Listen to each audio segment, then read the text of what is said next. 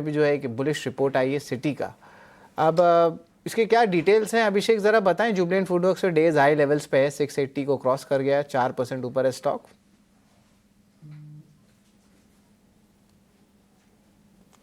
शरद, अभी थोड़ी देर पहले मानसी कह रही थी कि देखिए हम रोटी की बात नहीं कर रहे हैं, तो रोटी नहीं छोड़ी, चलिए पिज्ज़ा की बात कर लेते हैं।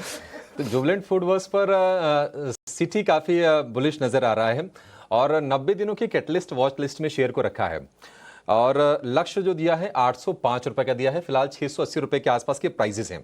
दरअसल सिटी को लगता है कि सुस्त मांग के बावजूद जो एलएफएल ग्रोथ है, यानी कि लाइक फॉर लाइक ग्रोथ है, लाइक फॉर लाइक में दर्शकों को बता दूं कि यानी कि वो ग्रोथ, ये बेसिकली रिटेल में इस शब्द का यूज होता है इस मैट्रिक्स का, कि सेम स्टोर की तुलना पिछले साल के सेम क्वार्टर से करने पर जो ग्रोथ निकल के आती है, उसमें नए स्टोर या फिर बंद हुए स्टोर उसको जोड़ते नहीं हैं, तो उससे क्या होता है ना कि बिल्कुल आपको क्लियर पिक्चर मिल जाती है।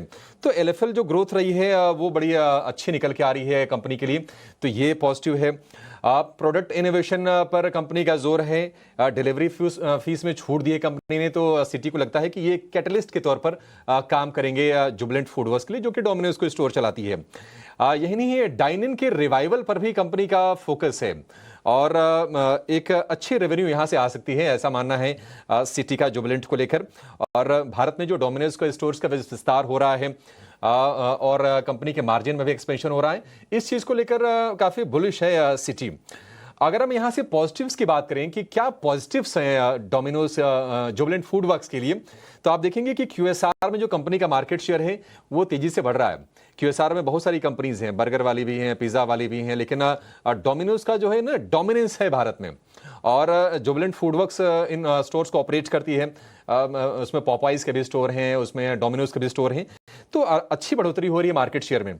दूसरी चीज ये है कि इनके रेंटल कॉस्ट में, एम्प्लॉय कॉस्ट में लगातार कंपनी उस पर फोकस कर रही है, उसको कम करने की, जिससे कि मार्जिन प्रोफाइल यहां से कंपनी का बेहतर हो जाएगा। एलएफएल ग्रोथ की बात कर रहे थे, तो डोमिनोज की जो एलएफएल जो ग्रोथ है वो है 12.1%, तो बढ़िया ग्रोथ निकल के आई है। यही नहीं, FY26 में प्लान यह है कि 250 डोमिनोज को स्टोर खोले जाएंगे और 30 पॉपाई स्टोर खोले जाएंगे, तो ये एक और ट्रिगर बनेगा। और सिटी के अलावा बाकी भी जो ब्रोकरेज हाउसेज हैं, जैसे कि गोल्डमैन सैक्स, उनका भरोसा है कंपनी को लेकर और उन्होंने FY26-27 के लिए जो EPS अनुमान था 3% बढ़ाया था।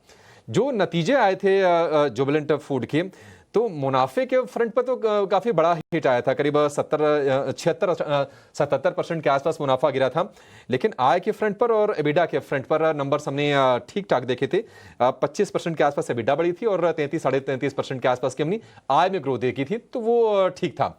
लेकिन यहां से सिटी को ग्रोथ अच्छी लग रही है और उसी के चलते आज हम देख रहे हैं कि शेयर में डे हाई पर कारोबार हो रहा है। 3.5% के आसपास की तेजी आज के सत्र में दिख रही है। शरद, जुबिलेंट फूडवर्क्स पे जो है नज़र ज़रूर रहेगी। आदित्य, जुबिलेंट फूडवर्क्स पे चार्ट चेक एक बार कर लेते हैं। यहाँ पे एक अच्छी मोमेंटम देखने मिल रही है, 680 लेवल्स के ऊपर जो है आपका स्टॉक ट्रेड कर रहा है। स्टॉक ऑलमोस्ट 4% ऊपर है। यहाँ पे क्या इंपॉर्टेंट टेक्निकल लेवल्स लग रहे हैं आदित्य? मुझे लग रहा है पर 720 के लेवल्स को बिल्कुल ये टेस्ट करना चाहिए। स्टॉक 660 का अच्छा सपोर्ट है यहाँ पे।